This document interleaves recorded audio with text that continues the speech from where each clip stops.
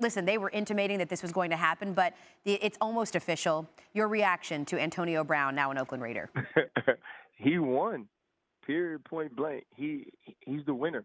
You know, I'm looking for, they say Drew Rosenhaus. I'm looking for Jerry Maguire. This is the type of deal that this is for Antonio Brown to basically force his way out of Pittsburgh, but to also force his way into new guaranteed money. And this is a guy who, for all intents and purposes, didn't go about this transition in the right way, but has gotten everything that he's wanted. And then if you're the Pittsburgh Steelers, you're on the losing end of this.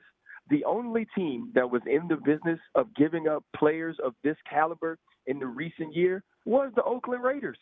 So it's only fitting that this team gets a new shiny toy for Derek Carr, gets the best receiver in the league over the last 6 years, also locks him in and only gives up a third and a fifth to get him. I think the Pittsburgh Steelers lose in this deal, but if you're Antonio Brown, you have to be ecstatic. You know, maybe you dye your beard blonde now, too, because you can do whatever you want.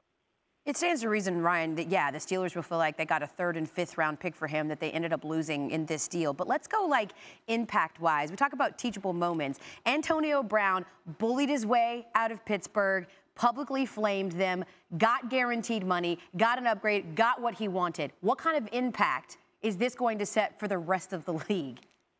Isn't this is basketball-like, right? We see basketball players control their own futures, control their own destinies in this way. And we always felt like it couldn't be done in football. The division of ownership and labor is such a wide gap. We felt like no player could control where he goes, how he gets there, how much money he gets, the way that Antonio Brown has. And I think this is going to change the landscape of what many players try to do. I think this is something that could be a slippery slope because I don't think every team will bow and allow a player to hold them hostage the way that Antonio Brown did the Pittsburgh Steelers. And so going forward, I would like to see how this affects the other stars in the league when they feel like their time is up on a certain team or in a certain organization. Now, that's, of course, what could potentially happen, right? The impact he could have business-wise when it comes to the NFL. But let's talk about the impact he could have on the Raiders, who it looked like over the last couple of seasons have been in rebuild mode. But now they add this guy at 30-plus years old to fit into this team. How do you think he fits in with the Oakland Raiders?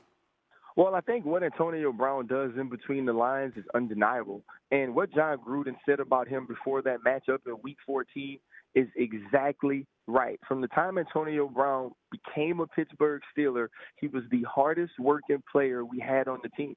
That's in practice, that's in the offseason. This is a guy that was driven to be great. For whatever those reasons were, that was the way he went about his work. So he's going to produce on the field. And he also goes to a team that needs a wide receiver, that needs some help, that is going to force feed him the ball. And he gets the two things he wants. He wanted money, he wanted it guaranteed, and he gets that.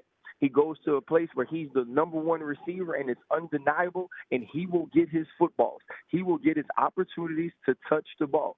He never talked about winning a Super Bowl or winning a championship or being a part of that legacy. He told you, I want my guaranteed money, and I want things done my way, and it seems like he's gotten that.